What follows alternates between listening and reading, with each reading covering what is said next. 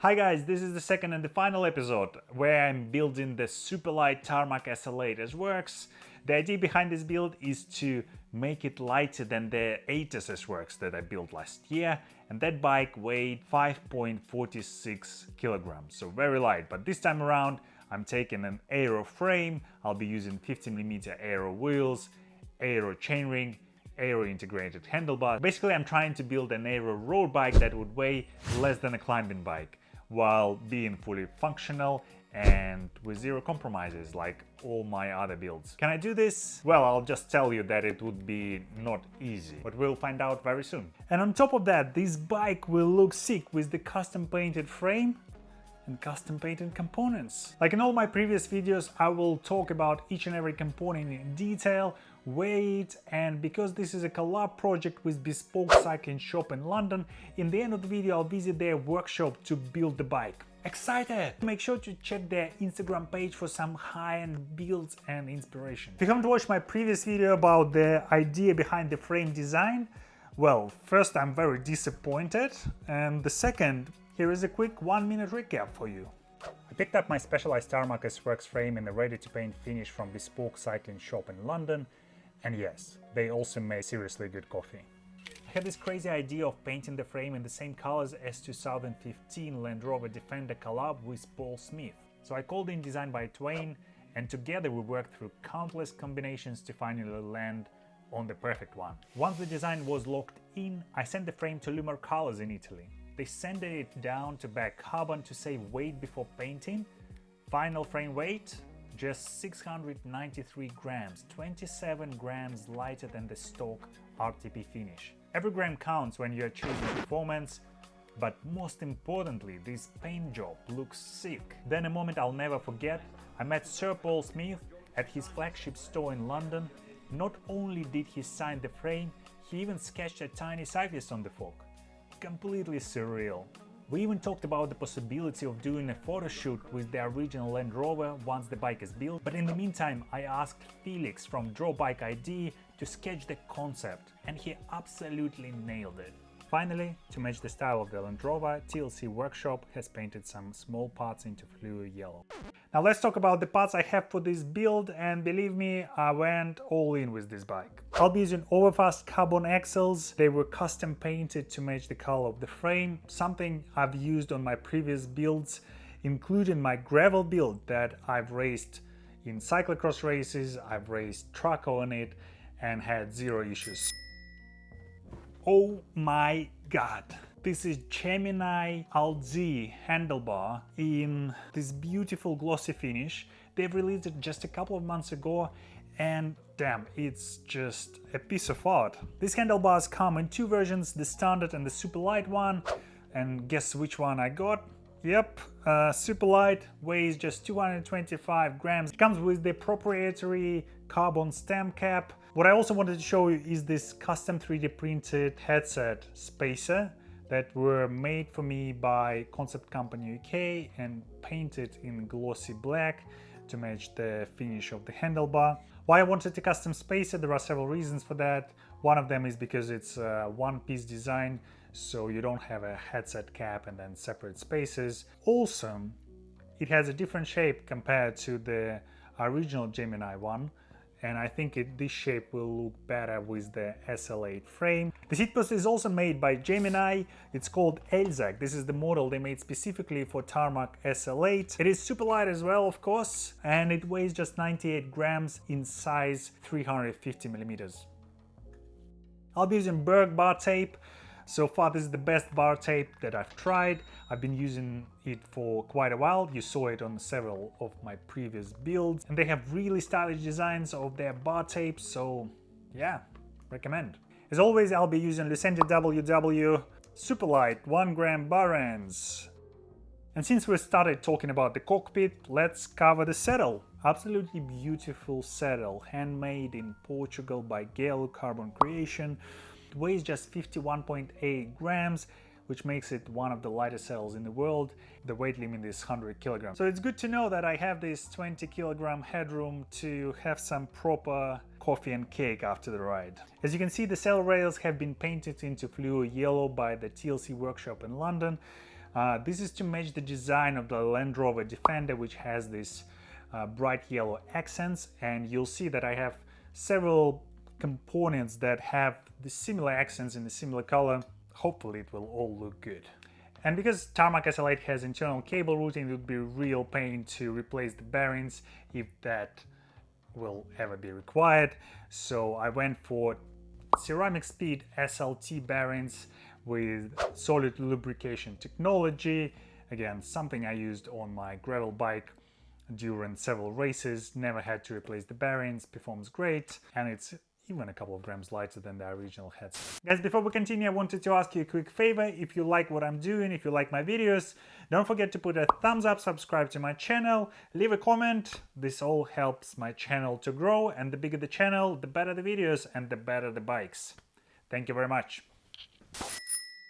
Moving on to the group set, I'll be using the new SRAM Red E1 shifters, the lightest that they've ever made. I replaced the clamps with carbon clamps with titanium hardware made by Andrea Campani design, that again I used on my gravel bike, on my all-road bike, and never had any issues, so I do recommend them. This will be a one-by setup, which is probably not a surprise for people who followed my channel long enough. I've been using one-by on all my bikes, on gravel, on cyclocross, on road. In my view, for 90% of people, one-by would be beneficial. I think people are just a bit scared to try something new on their road bikes, which is a shame, because I've built several bikes for my friends and followers where they previously used 2-by, and I convinced them to try 1-by, and they all loved it. Yeah, be brave, try it. And for that reason, I want a wide gear range cassette on my bike, so I'll be using a SRAM Red XPLR Mac, which allows using from 1036 to 1044 cassettes. And you can see this is not a standard XPLR rear Mac. It has been fully rebuilt with Hope carbon parts. Also this custom beautiful carbon cage made by Concept Company UK and painted by TLC Workshop into fluor yellow again. Oversized 12-16 tooth pulley wheels from Ultralight. Of course, I'll be using a carbon twisted wheels battery. It looks absolutely incredible, makes your rear derailleur look much smaller, almost like a mechanical one. It weighs 10 grams lighter than SRAM. Also, all bolts on this rear Mac have been replaced with titanium bolts from T-Parts. So after all these upgrades, this Mac weighs just 282 grams, including the battery. And it also looks awesome. Yeah. Love it. By the way, there are quite a few discount codes in the description to this video. By using these discount codes, you're not only getting a great price on great bike brands, but you're also supporting my channel, so it's a win-win.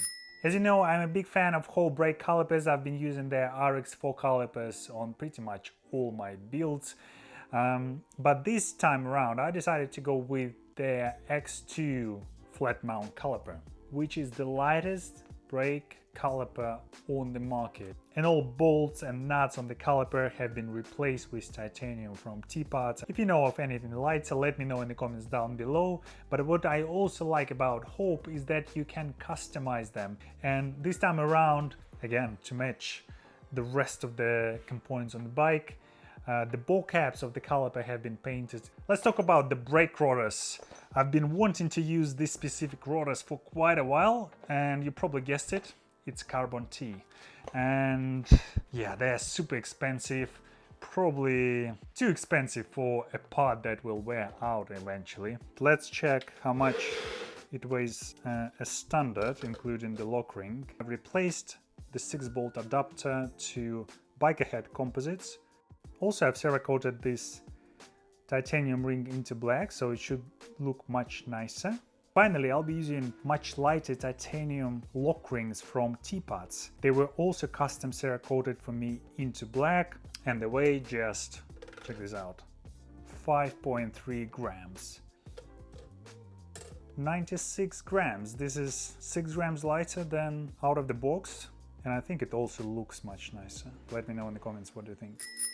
My favorite part of every build after the frame, of course, is the wheels. And for this special build, I have some special wheels. Just look at these wheels. They are absolutely beautiful. These wheels were custom built on Light Bicycle Turbo 50 rims that look incredible with this wavy profile. They have 50mm depth and very wide 25mm internal width. They are also hooked and obviously tubeless. They relate to non-plus components hubs that are super light, and also these are the new version of the hubs that is designed specifically for carbon threaded spokes. The spokes are also made by Light Bicycle. These wheels were built for me by Ryan from Ryan Build Wheels. This is not the first wheel set that he builds for me, so if you are after a custom wheel set, check his website. And obviously these wheels must be very light, you might guess. So let's check the weight. 1208 grams is a great weight for the wheels with 50mm profile that are also wide, and also the rims are approved for riders of 130 kg. The tires will be Maxxis High Road SL with Hyper S compound. There is not much information available about them on the internet, but I decided to give it a go. They're tube only and weigh just 183 grams in size 28mm while still having puncture protection. And as always, I'll be using them with my favorite 2-liter tubes.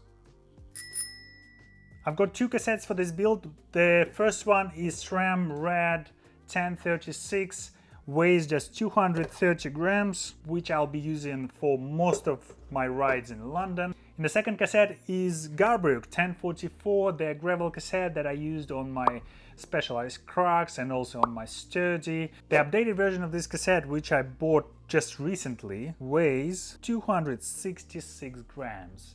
But to be honest, I bought 5 or 6 cassettes from Garbrook, and this was the lightest one. On average, they weigh around 275. Yeah, 3 grams. Love it. As for the chainring, I'll go with this plate. It's an aero chainring made by Garbrook.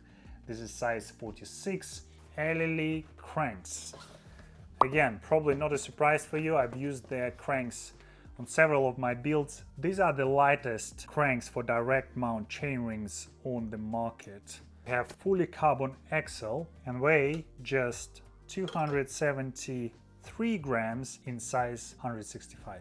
I'll be using YBN flat top chain that is designed to work with SRAM Axis group sets, and this chain has been specially treated and hot waxed by my friend Pete, who launched his own brand of high performance chains, and he specially treats and waxes chains from Shimano, SRAM, YBN, pretty much any brand you can find on the market. And having known Pete for many years, I can be 100% sure that if this guy does anything, it needs to be best in class. When it comes to the bottom bracket, my choice fell on BB Infinite BSA bottom bracket. Not only it is super light and weighs just 70 grams. What I like about the design of this bottom bracket is that this internal sleeve is one piece with the non-drive bearing cup, which is really smart. I went for their best Ceramitech WS2 bearings, the most durable ones they make.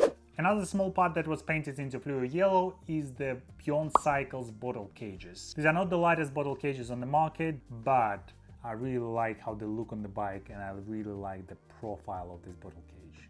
And last but not least, I'll be using speed plate pedals, my favorite pedal system. I've been using them for many years, and they have been completely rebuilt with titanium axles, bolts, and pretty much everything that can be replaced is now titanium. Don't know about you, but I can't wait to start building this bike, so let's go to Bespoke Cycling Workshop and do it!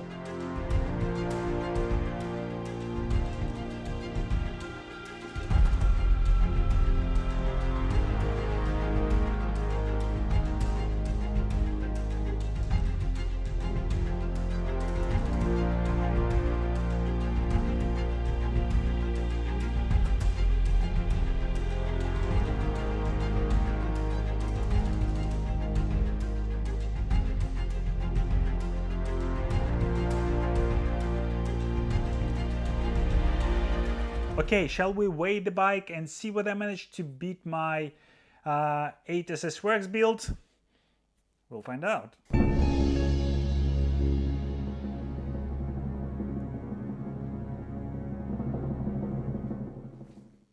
No way, it's 25 grams heavier. I didn't manage to achieve the weight of my 8SS Works, but honestly guys, this is a much better bike. So yeah, I don't mind.